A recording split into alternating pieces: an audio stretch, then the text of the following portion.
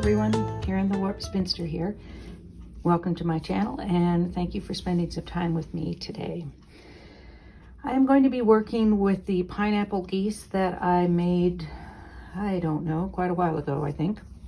I have a bunch of them and I've had a plan for some time for using them and making a quilt with them, but I was awaiting some fabric which has arrived and other things in life came up, and now I am getting around to showing you that. I get probably at least one comment or question a week about, do you ever finish a quilt with these? And the answer to that is yes and no. Sometimes I do, sometimes I don't. The purpose of what I do is to try out new things and see if they work or if they don't, if I like them, if I don't. And hopefully along the way you can find some things maybe that you like or want to try. And you may like different things than I do. But we're all about the let's see what happens around here.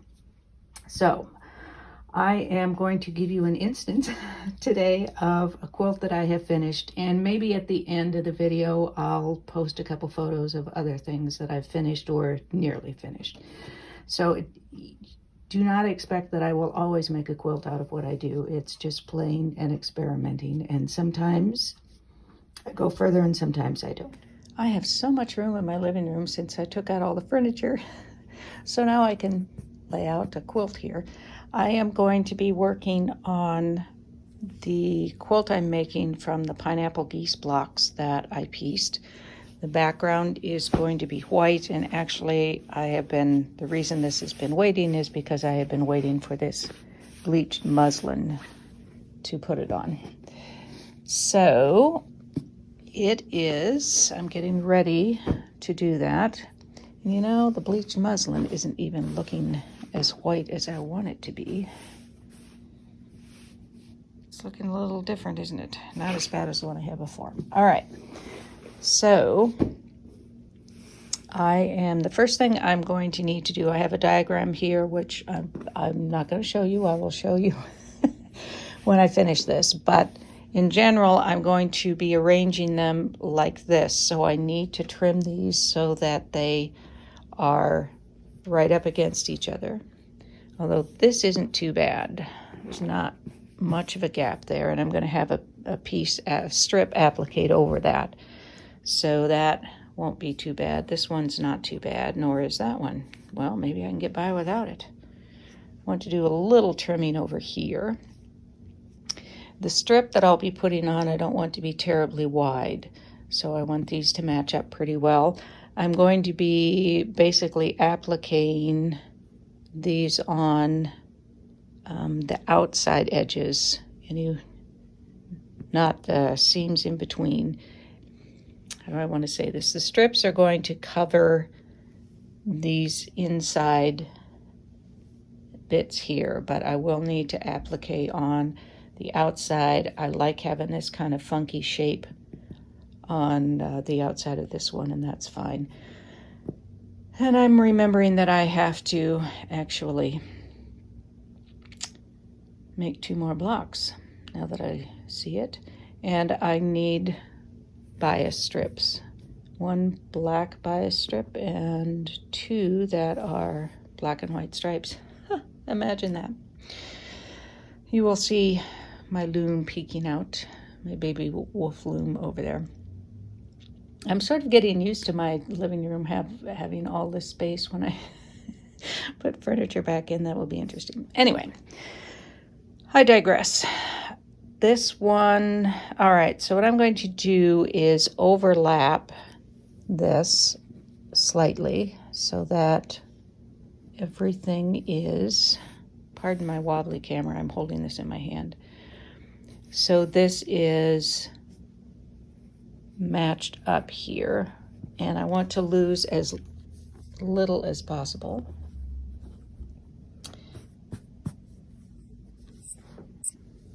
So I want these to be matched up. I want to overlap them just slightly here, because when I trim, I want to trim as little as possible and still have these match up very closely there so that I can have, if I want, a very thin bias strip going through that.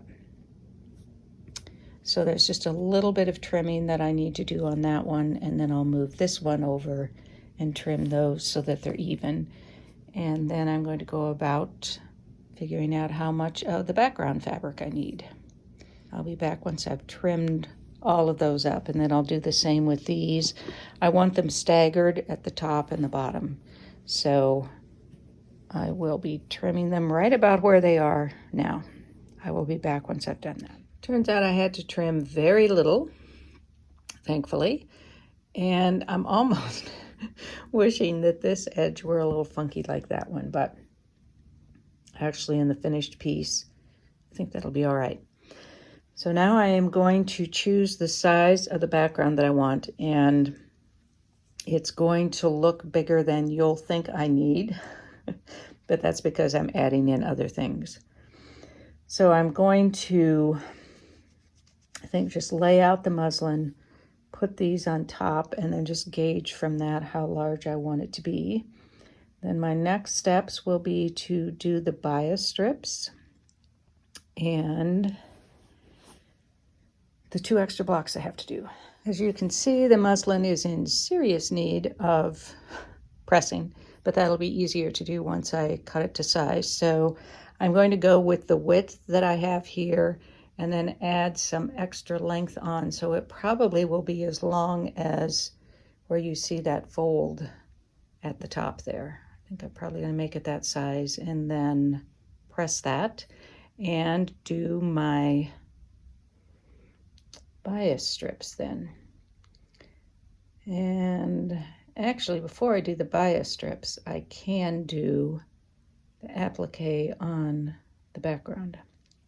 Get as much of this appliqued as I need, and that will help me to make decisions about the bias strips, how wide I want them to be and how long they need to be for the final design. So my next step will be to make that cut, press this, and get this ready to applique. Yay! See, I do finish things. Now I'm downstairs in my studio in the basement. I should note that when I said I was going to cut it to size before I pressed it, if you want to do precise measurements when you're cutting, then you want to be sure that you press it beforehand, especially if you're going to be using something like Best Press or Flatter, because that will distort the fabric or change the fabric. So when you have wrinkles in it, of course, that's going to change the precision because you've got fabric that's folded up against each other, sort of. So it's going to change that measurement. And if you are using any kind of liquid something, water, Flatter, spray starch, Best Press, then when you get something wet and when you get fabric wet and then apply heat to it, then it's going to shrink it. So be very careful of that. I am allowing extra leeway on this, so it's okay that I cut it to size before I pressed it. And this is not its final press because I'm going to be shoving it around under the machine.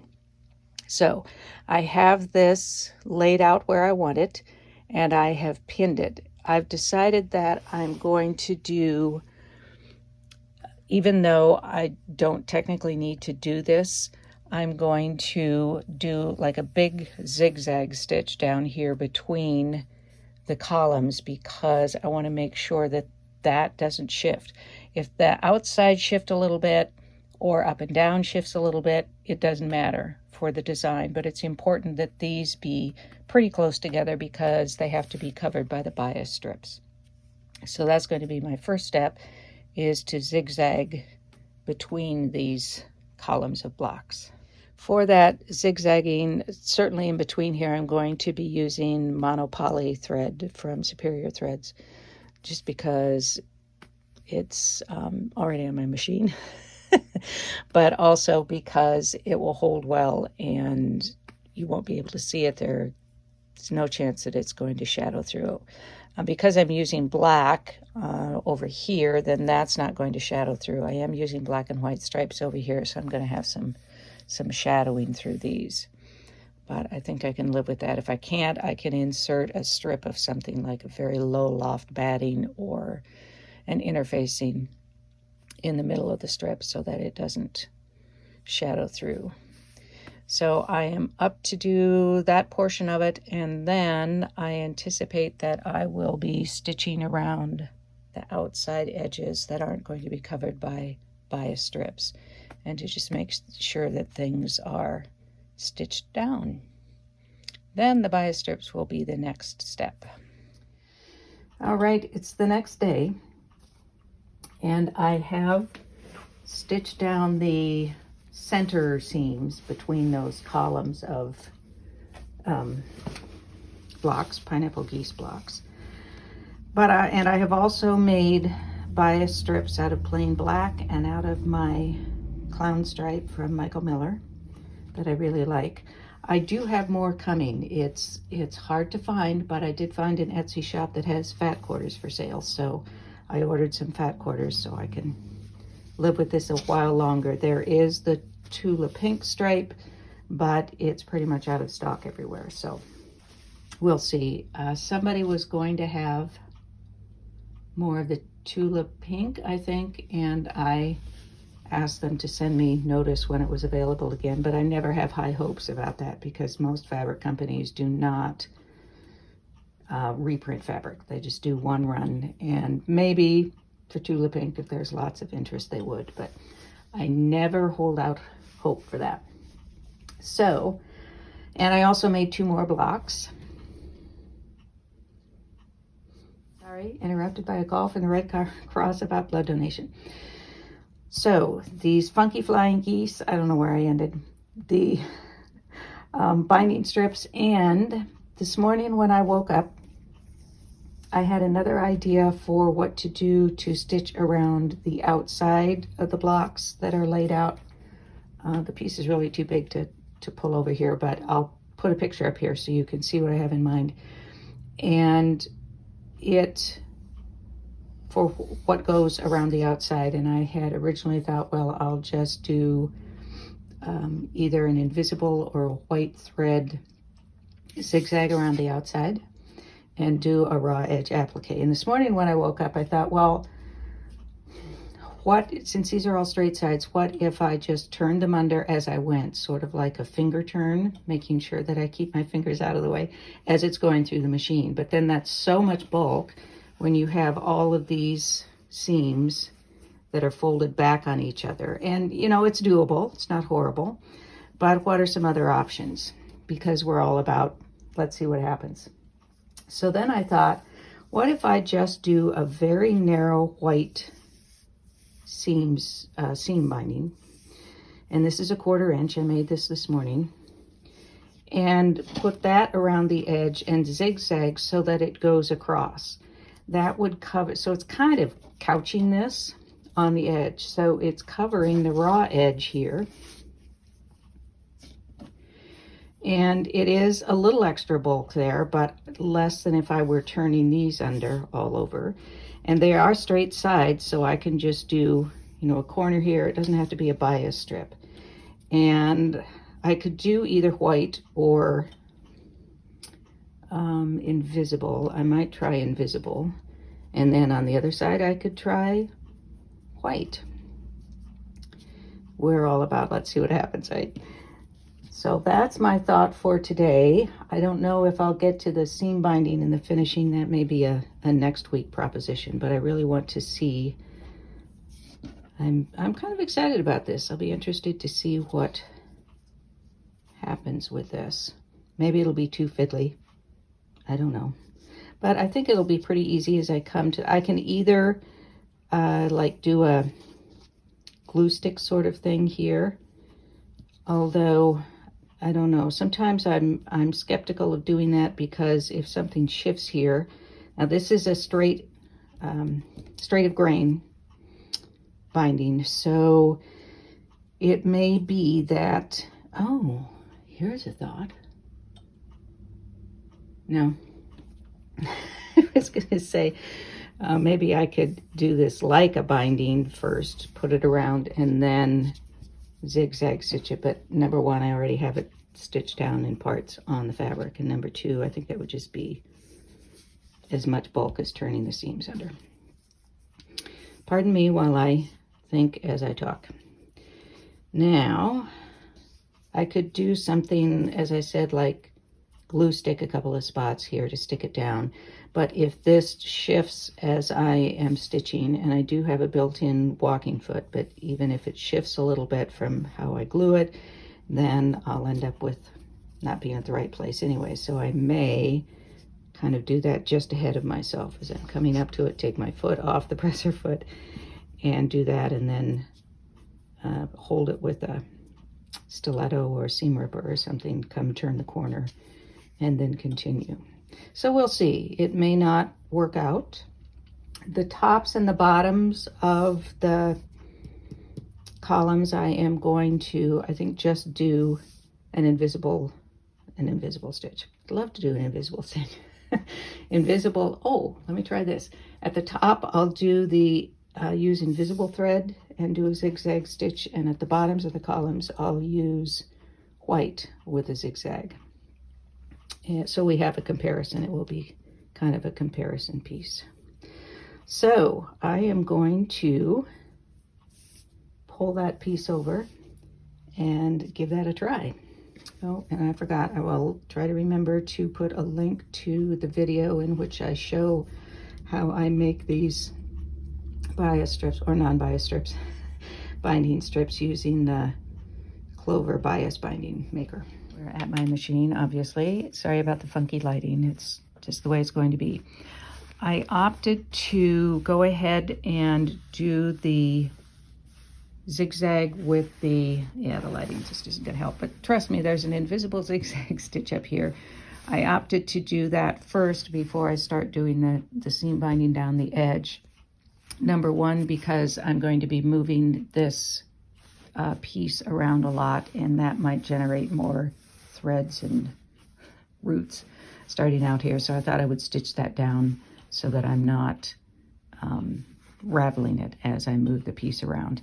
Secondly, just as we try to start quilting in the center and move out so that things shift to the outside, I have done that here so that anything that's going to shift has already shifted by the time I sew this down. If I had sewed this down first and then tried to stitch this, there might have been extra in here that I would have to figure out how to ease in. So this is just kind of a precaution for that. Now, as I'm getting started here, of course, I have to stitch that, or turn that end under so it's not a raw edge. And then I'll start that up here and stitch. Now, as I'm looking at this, I'm thinking, I don't know if I want a zigzag stitch that wide so that I am couching it. It would take twice as much time, of course, but I'm thinking I might want to do just a narrow zigzag here, and then that will secure it down in the right place, and then I can come back and do another one on this edge. I think I'll be happier with the look.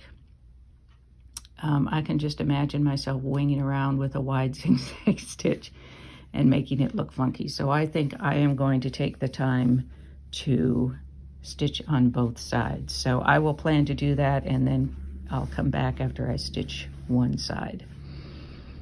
Something else occurred to me. Can't remember what it was, but maybe I'll think of it while I'm stitching this. Sorry, I keep... It's just going to be funky video when I'm at the machine because I'm holding it in my hand. I will...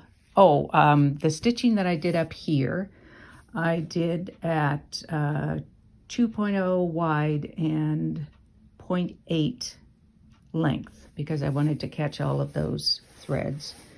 When I am doing this stitching over here, I will probably make it narrower, but lengthen it a little bit. So I'll probably go to, say, a 1.5 or a 1 wide, and then a 1 long, 1 millimeter long.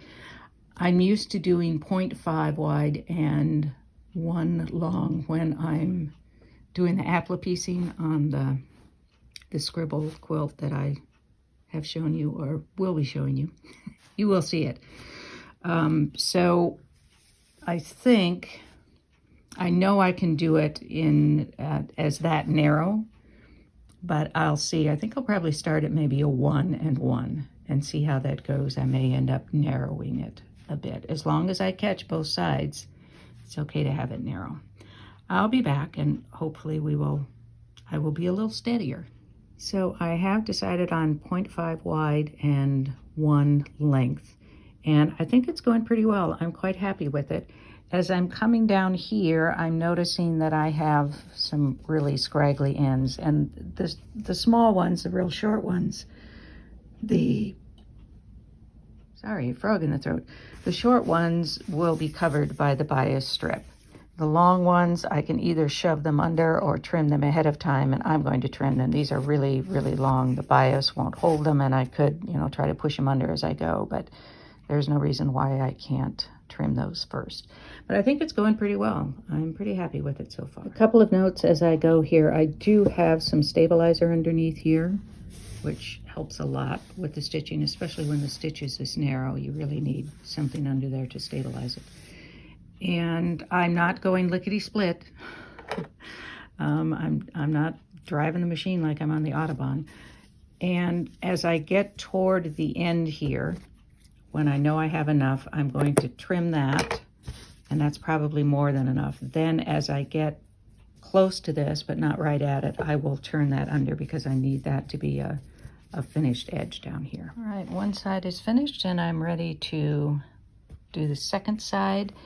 It does interesting things when you get to a seam. Sorry, see if I can do this without getting too much shadow here, because there's more bulk under there, so it isn't a perfectly straight thing. I think I'm okay with that. And that got shifted a little bit. So I could make it more secure by putting some little dots of glue or glue stick along the way so that I have that one little shift in there. So side 2 coming up. Here's where we're at now. I have put the strip on here, and I learned a lot of things there. You can see a little jog here. There was, in fact, a jog there in the side of this particular block, but it also, I didn't quite catch up here, didn't quite catch the edge. So I had to rip that out and reposition it and restitch it. I'm not really happy with how that turned out, so I can either live with it and say, well, lesson learned, imperfect, and let's go on, or I could take off the whole strip and redo it. I'm not sure yet. Knowing me, I will probably rip it out and redo it, but it's just how you deal with things like this that happen. If you can live with it, fine. If you can't, fine, redo it. So I'll see. I suspect I'll be taking that out. So a couple of things that I have learned here is that I like this finished look on the edge. It takes more time, more fabric, and more thread for sure. So if you like the look of the raw edge applique, such as I have here, then there's nothing wrong with that. Go ahead and do it that way. If you want a more finished look, here's another option. You could, of course, turn it under, a number of things you could do, but this is an option if you want a finished edge. I also turn out liking this because it adds another vertical element to this, and you will see why that matters to me as we get to the end and you understand the quilt and the name. So take your time, take your time making the bias strip too. When it's this narrow, it can be a little more challenging, but I find that if I have the tip of the iron right close here as I'm pulling it over across the piece, that it is down here. So your strip is feeding in here, and then this folds it. If I have the iron right here, be careful not, if this gets hot, be careful not to, I haven't found it to get hot this far back, but just watch it, this is metal. And if I put the iron, the edge of the iron right here, as I'm going across, then it's going to catch it and press it just as it comes out of the folder. and that I think really helps. I also do some best press, flatter, something before I put it through, and then it makes it a better, more crisp strip that's going to hold that fold. That's a very narrow fold, but it will hold it better if you have done this or something like it. So, lessons learned there. Now this seam looks very sloppy, and it is in fact pretty sloppy. I just wanted to get those edges butted up against each other and just hold them there so that as I was doing the rest of this stuff, that wasn't pulling apart. That is going to be covered with bias strips, either a solid black or the black and white stripe. So I'm not worried about that being kind of a messy looking seam. It's a utility seam and it's doing its job. So I'm okay with that. This is a 1/2 inch bias strip, and this is true bias because I'm going to be curving it. So it is true bias. This is a straight strip. Because it's so narrow, it does have some give. If you need to curve around a little bit, I don't need to here. On the other side,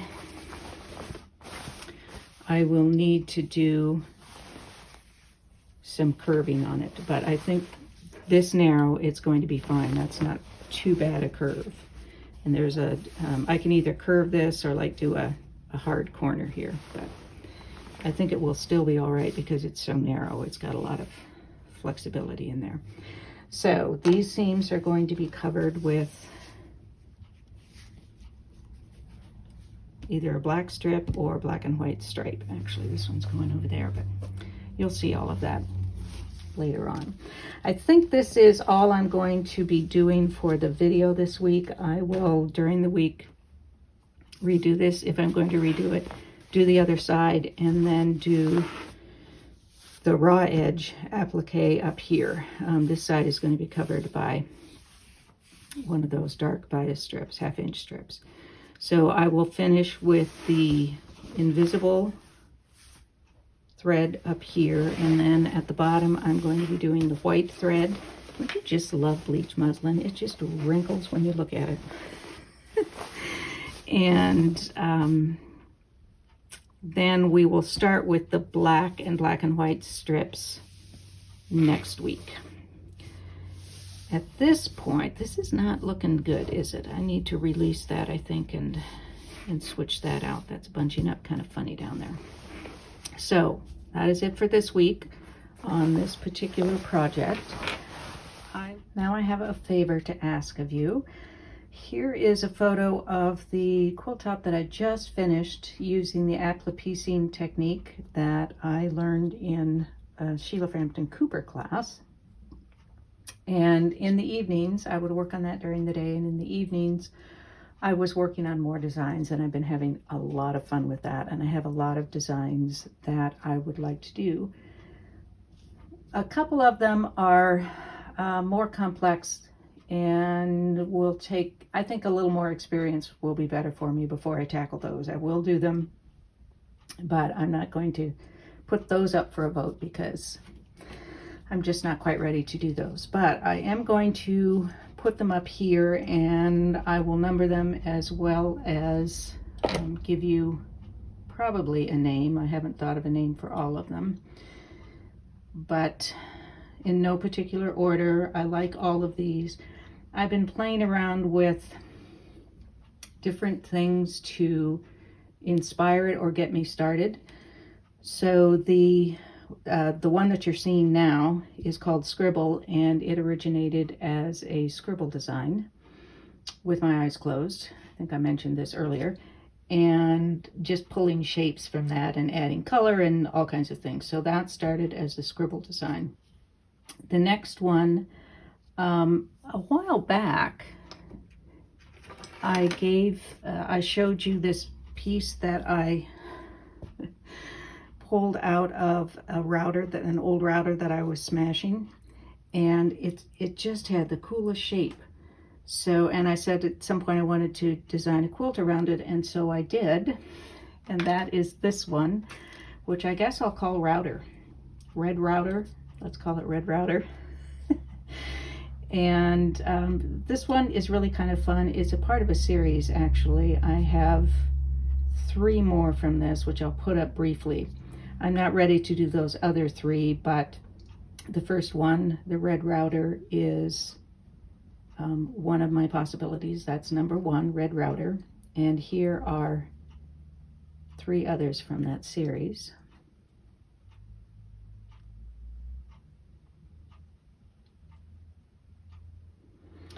Next up is Glyph, and this was inspired, the colors and the shapes were inspired by petroglyphs, obviously stylized. But I'm really loving this one. So that's option number 2. It's called Glyphs. Then option 3, I guess I'm going to do 5 actually. Option 3, I've been playing around with using words and doing the letters and funky shapes and adding things. So number 3 is going to be Crikey.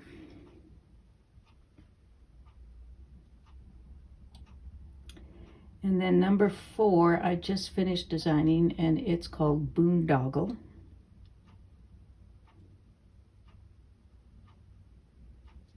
So number 4 is Boondoggle. Number 5 is, I don't have a name for this one yet. Maybe Entanglement. This one is getting closer to the ones that I'm just not quite ready to do yet. So it will get me started on that. So that's number 5, Entanglement. And just for fun, here are 2 others that I want to do. These are the ones I'm not ready to do yet. One of them is Mardi Gras, and actually Sheila gave me that name. And the other one I don't have a name for yet. So to review, we've got number 1 is Red Router, which is the various grays and the one red piece. Number 2 is Glyph. Number 3 is Crikey. Number 4 is Boondoggle. And number 5 is Entangled. So let me know what you think. I like all of these. And I can't promise that majority is going to rule, and I'll be asking people on various other social media, so I don't know, but it will be interesting to me to see which ones you're in favor of, and you may in fact make the decision for me. I will make all of these eventually, but anyway, thanks again for spending part of your day with me. I appreciate it very much. Let me know in the comments if you have any questions or comments or suggestions, of course, as always. But then also please record which of those you think I ought to tackle next. I will see you next week when we'll do some more work on the Funky Pineapple Geese. I may be able to let you know how the boat's coming out. We'll see. So I will see you next week, I hope. In the meantime, be well, be safe, be happy, be quilting. Peace out.